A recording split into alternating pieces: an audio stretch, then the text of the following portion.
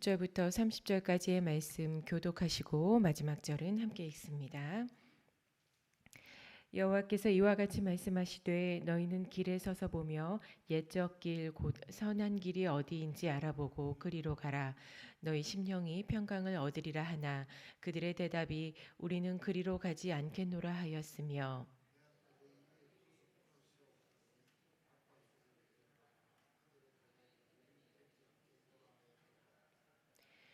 그러므로 너희 나라들아 들으라. 무리들아 그들이 당할 일을 알라.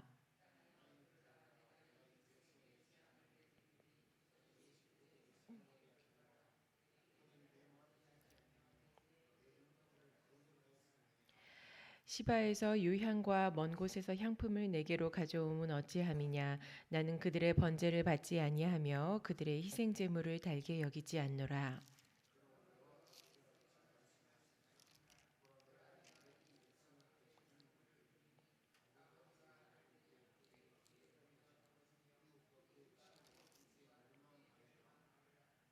여호와께서 이와 같이 말씀하시되 보라 한 민족이 북방에서 오며 큰 나라가 땅끝에서부터 떨쳐 일어나나니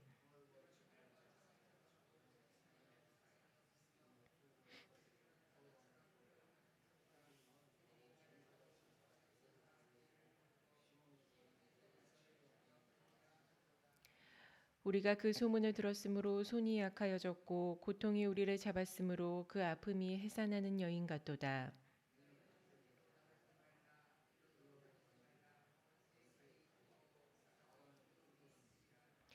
딸 내 백성이 굵은 배를 두르고 재에서 구르며 독자를 이름같이 슬퍼하며 통곡할지어다.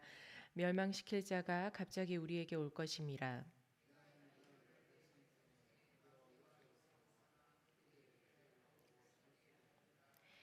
그들은 다 심히 반역한 자며 비방하며 돌아다니는 자며 그들은 놋과 철이며 다 사악한 자라.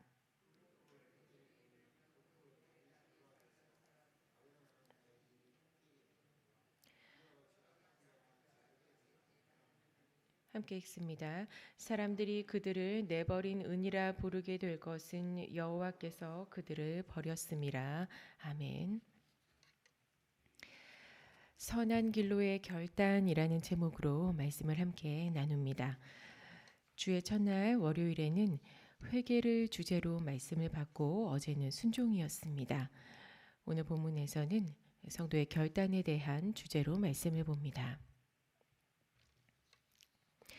예수님께서 우셨다는 기록이 성경에서 3번 나옵니다. 나사로가 죽었을 때 무덤 앞에서 또 겟세마네에서 그리고 겟세마네 전에 예루살렘에 입성하실 때 예루살렘의 멸망을 내다보시면서 우셨다고 합니다. 얼마든지 새로운 일을 만들 수 있는 예수님도 예루살렘을 끝까지 포기하지 않으시고 사랑을 보이시면서 눈물을 흘리셨습니다. 오늘은 구약 시대의 예루살렘 멸망이 선고됩니다. 계속해서 말씀드리지만 예루살렘이 감당해야 하는 재앙은 맞습니다. 그러나 하나님은 예루살렘을 버리신 적이 없습니다. 이 재앙은 살리시기 위한 방편입니다.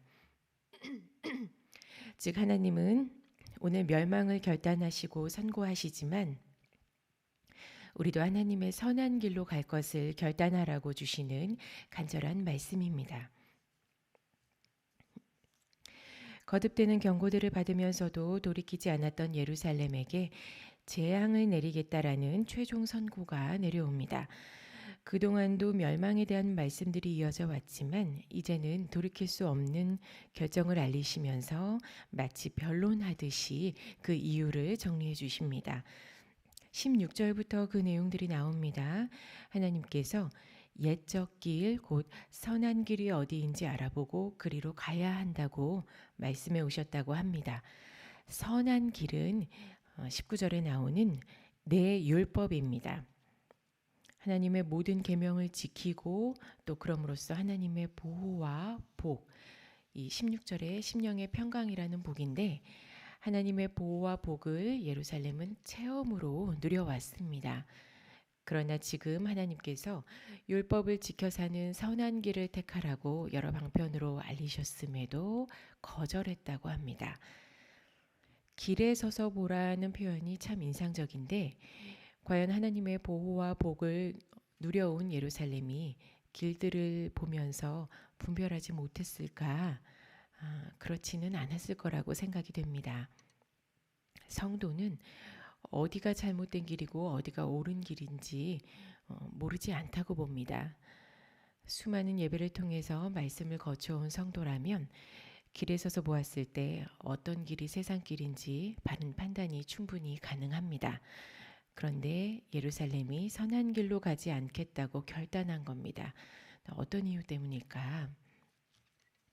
말씀 앞에 선과 악을 분별할 줄 아는 성도가 이런 결정을 했다는 건 좁은 길에 생명이 있다는 걸 알면서도 어제 13절 말씀에 탐욕을 따라간 겁니다. 이게 탐심이고 욕심인지 분명히 알면서도 그것을 선택하는 것이 오늘 본문에서는 19절 생각의 결과라고 단언합니다. 아무리 많은 은혜를 경험하고 믿음으로 여기까지 왔다 하더라도 19절 하나님의 말, 즉 말씀과 생각 중에 생각을 선택해 버리면 결국 그 결과를 그 선택자는 책임져야 합니다. 특히 본문은 외적 재앙에 더해서 심령의 평강을 얻지 못하는 결과를 말씀하십니다. 우리에게 제일 큰 형벌이 외적인 고난일 수도 있지만 심령의 평강을 잃게 되는 게 재앙 중에 재앙이라는 것입니다. 이사야 26절 3절 말씀 26장 3절 말씀 주께서 심지가 견고한 자를 평강하고 평강하도록 지키시리니 이는 그가 주를 신뢰함이니이다. 평강 주셔서 붙잡아 주시는 하나님의 선한 길이 사는 길입니다. 할렐루야. 이 탐욕 따라 다른 길로 가는 결단을 좀 더 보면 은혜 충만한 지금 믿음의 상태가 그냥 두었을 때 끝까지 유지될 수 있는 건 아니다라는 것을 알 수 있습니다. 은혜를 변함없이 끝까지 지켜가는 게 관건입니다. 하나님도 우리의 이 과정에 동참하십니다. 29절에 보면 풀무불로 은을 단련하는 자의 일이 나오는데 이 비유는 하나님께서 성도의 믿음을 연단하시는 일을 의미합니다. 오늘 본문에서는 악해진 예루살렘을 연단했음에도 깨끗게 되지 않는 경우를 들어 말씀하시는데 많이 들으셨겠지만 옛날에는 은을 정제하기 위해서 납과 은을 함께 도가니에 넣고 뜨거운 불로 달궜다고 합니다. 그러면 찌꺼기는 납과 함께 밑으로 내려가고 은은 위로 뜨는데 이제 본문에서는 예루살렘을 위해서 정말 뜨거운 불무불로 달궈도 지금 찌꺼기가 분리되지 않아서 은에 찌기가 그대로 남아있게 된 모양새를 두고 그냥 내버리게 되었다고 말씀하십니다.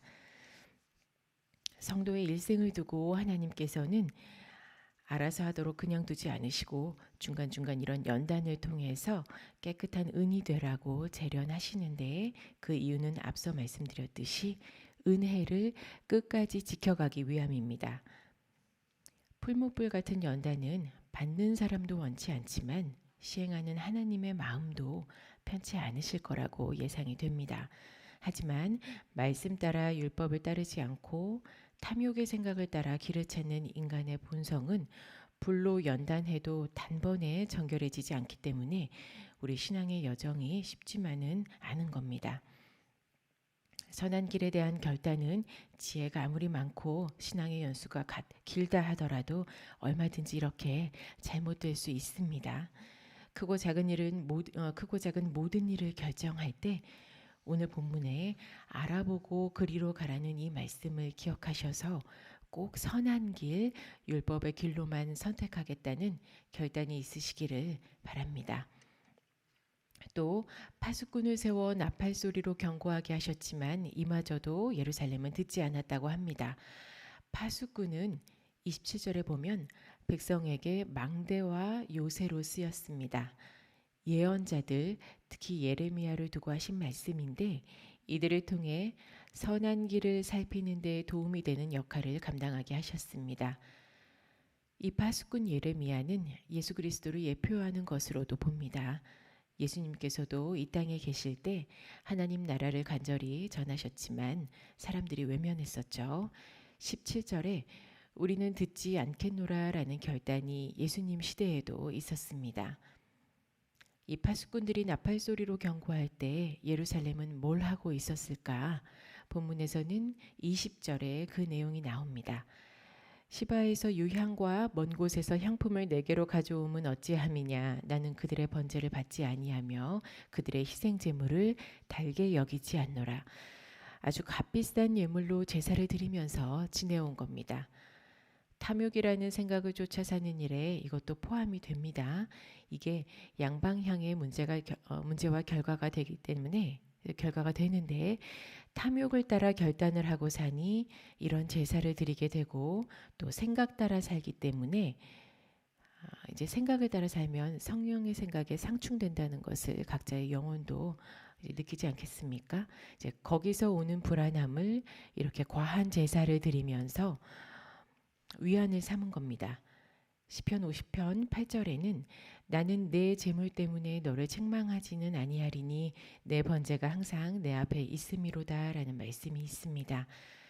예루살렘이 어쩌면 이 말씀에 따라 가장 비싼 번제와 희생 제물을 드리면서 28절에 사악한 자의 길을 따라 안심하며 살았을 수도 있습니다. 하지만 그들이 하나님 앞에 두는 이 선하지 못한 제물에 대해 하나님은 그들 앞에 장애물을 두시겠다고 하십니다. 하나님께서는 이제 최종적으로 예비된 재앙을 선고하십니다. 19절에 땅이여 들으리라고 땅을 들어 말씀하신 이유는 이 땅을 언약의 증인으로 두신 이유입니다. 그리고 해산의 고통과도 같은 멸망을 갑자기 보낼 것이라고 하셨습니다. 갑자기 닥친 일은 아니지만 그렇게 느낄 수밖에 없는 이유는 파수꾼의 소리를 듣지 않고 28절 사악한 자로 살았기 때문입니다. 예배 때 가장 중요하게 준비되어야 하는 것이 바로 심령입니다. 통회하고 애통하는 심령이라고 하죠. 가장 솔직하고 그리고 더럽게 되어버린 심령을 갖고 나와야 은처럼 깨끗이 되고 심령의 평강을 얻을 수가 있습니다. 본문의 예루살렘처럼 그 길을 거절하는 결단은 성도가 버려지는 바 내버린 은과 같이 되어버린다고 합니다. 하나님의 선한 길을 선택하기로 결단한 성도는 예배에 대한 단호한 결단도 있어야 합니다. 심지어 매주 예배에 앞서서 그런 결단으로 나아가야 한다고 말씀드리고 싶습니다. 미리부터 간절함으로 준비된 예배는 내가 사는 길이고 공동체가 사는 길입니다.